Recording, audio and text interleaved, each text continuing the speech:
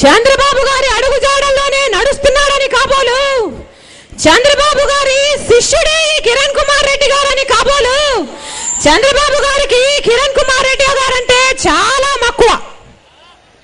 అందుకనే అన్ని ప్రతిపక్ష పార్టీలు కలిసి అవిశ్వాస తీర్మానం పెడితే ఈ కరెంటు బాధుడికి, ఈ ఛార్జీల మూతకి, ఈ దుర్మార్గపు పరిపాలనకు వ్యతిరేకంగా అవిశ్వాస తీర్మానం పెడితే ప్రజల పక్షాన పాదయాత్ర చేశానంటున్న చంద్రబాబు గారు ప్రజల కష్టాలు కల్లారా చూసి కూడా ప్రజలను గాలి కొదిలేసి ఈ కాంగ్రెస్ ప్రభుత్వం మీద ఈగ కూడా వాడడానికి వీల్లేదని విప్పు జారీ చేసి మరి ఈ కాంగ్రెస్ ప్రభుత్వాన్ని కూలిపోకుండా కాపాడాడు. ఆయన మీదున్న అవినీతి ఆరోపణలో విచారణలు, కేసులు జరగకుండా ఉండాలని చంద్రబాబు గారు చీకటి ఒప్పందాలు చేసుకున్నారు ఈ కాంగ్రెస్ పార్టీతో. ప్రజాస్వామ్యానికి వ్యతిరేకంగా, ఏ కాంగ్రెస్ పార్టీకి వ్యతిరేకంగా అయితే తెలుగుదేశం పార్టీని స్థాపించారో అదే కాంగ్రెస్ పార్టీతో ప్రతిపక్ష నాయకుడిగా ఉండి కుమ్మక్కయ్యారు చంద్రబాబు గారు. ప్రతి విషయంలోనూ కుమ్మక్కయ్యారు చంద్రబాబు గారు.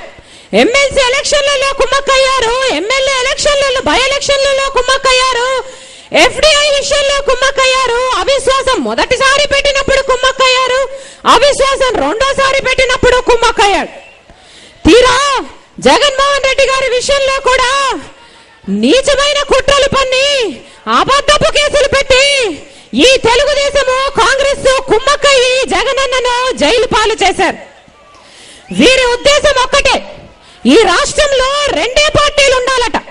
ఉంటే కాంగ్రెస్ ఉండాలట, లేకపోతే తెలుగుదేశం ఉండాలట. మూడో వ్యక్తి గాని, మూడో పార్టీ గాని ఉండకూడదట. అందుకనే నీచమైన కుట్రలు పన్ని, నీచమైన ఆలోచనలు చేసి జగనన్నను జైలు పాలు చేశారు. రాజశేఖర్ రెడ్డి గారు 30 సంవత్సరాలు కాంగ్రెస్ పార్టీకి సేవ చేశారు. 2 సార్లు మన రాష్ట్రంలోనే కాకుండా దేశంలో కూడా కాంగ్రెస్ పార్టీని అధికారంలో నిలబెట్టిన వ్యక్తి రాజశేఖర్ రెడ్డి గారు. ఏ పథకం చేసినా, ఏ ప్రాజెక్టు చేసినా ఇందిరమ్మ, రాజీవ్ అని వాళ్ళ పేర్లే పెట్టి తన నిజాయితీని చాటుకున్నాడు రాజశేఖర్ రెడ్డి గారు. బ్రతికున్నప్పుడు ఇంద్రుడు, భగీరథుడు అని పొగిడి రాజశేఖర్ రెడ్డి గారు చనిపోయిన తర్వాత అదే రాజశేఖర్ రెడ్డి గారిని ఎఫ్ఐఆర్ లో దోషి అని చేర్చింది ఈ దుర్మార్గపు కాంగ్రెస్ పార్టీ. ఆయన కొడుకుని రాజశేఖర్ రెడ్డి గారి వారసుడిగా స్థిరపడిపోతున్నాడని తెలిసి ఇక 2 పార్టీలకు మనుగడ ఉండదని, ఆ 2 పార్టీలు దుకాణాలు మూసేసుకోవాల్సి వస్తుందని తెలిసి కుట్రలు పన్ని 100 మంది కలిసి 1000 కుట్రలు పన్ని వ్యవస్థలను వాడుకొని జగన్మోహన్ రెడ్డిని తొక్కేయాలనుకుంటున్నారు. కానీ బోనులో ఉన్న సింహము సింహమే. దేవుడు ఉన్నాడు అన్నది ఎంత నిజమో, మంచివారి పక్షాన ఆయన నిలబడతాడు అన్నది కూడా అంతే నిజం. ఉదయించే సూర్యున్ని ఎవ్వరూ ఆపలేరు, జగనన్నను కూడా ఎవ్వరూ ఆపలేరు. ఆపడము ఈ తెలుగుదేశం, టీడీపీ నాయకుల తరం కాదు. రాబోయే రాజన్న రాజ్యంలో జగనన్న తప్పకుండా ముఖ్యమంత్రి అవుతాడు. రాబోయే రాజన్న రాజ్యంలో రాజన్న యుగము మళ్ళీ స్థాపిస్తాడు. రాజన్న ప్రతి కలను జగనన్న నెరవేరుస్తాడు. రాజన్న ఇచ్చిన ప్రతి మాటను జగనన్న నిలబెడతాడు. ప్రతి ఎకరాకు నీళ్ళివ్వాలి అన్న రాజన్న కలని జగనన్న నెరవేరుస్తాడు. మన రాష్ట్రంలో అసలు గుడిసెనేదే ఉండకూడదు, ప్రతి ఒక్కరికి పక్కా ఇల్లు ఉండాలి అన్న రాజన్న కలని జగనన్న తప్పకుండా నెరవేరుస్తాడు.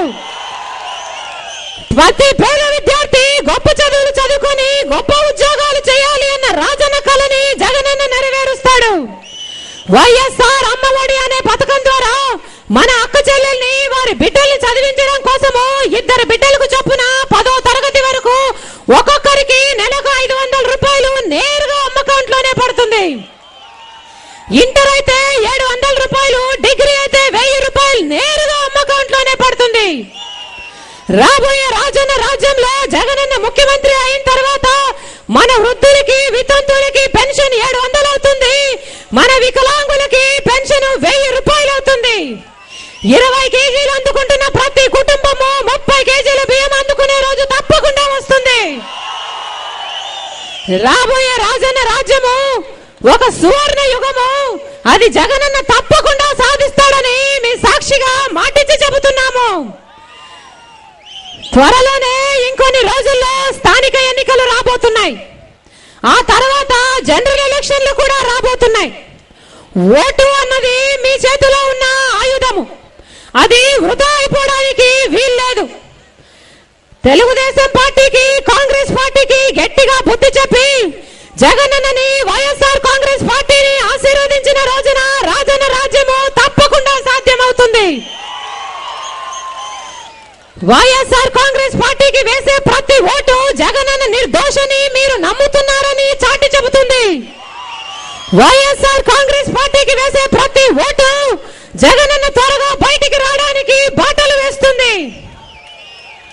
చివరిగా మీ పనులు మానుకొని మా కోసం సమయం చేసుకుని వచ్చినందుకు, ఈ మరో ప్రజా ప్రస్థానాన్ని 12 జిల్లాలు దాటుకుని ఈ రోజు విజయనగరం జిల్లాలో అడుగుపెట్టిన సందర్భంగా మాకు స్వాగతం పలకటానికి చేరి వచ్చిన ప్రతి ఒక్కరికి, అమ్మా మీకు అండగా మేము ఉన్నాము అని మీరు చెబుతున్నందుకు, మీ ప్రేమకు, మీ అభిమానానికి, మీ ఆప్యాయతకు, మీ అనురాగానికి శిరస్సు వంచి చేతులు జోడించి మనస్ఫూర్తిగా కృతజ్ఞతలు తెలుపుకుంటున్నాను.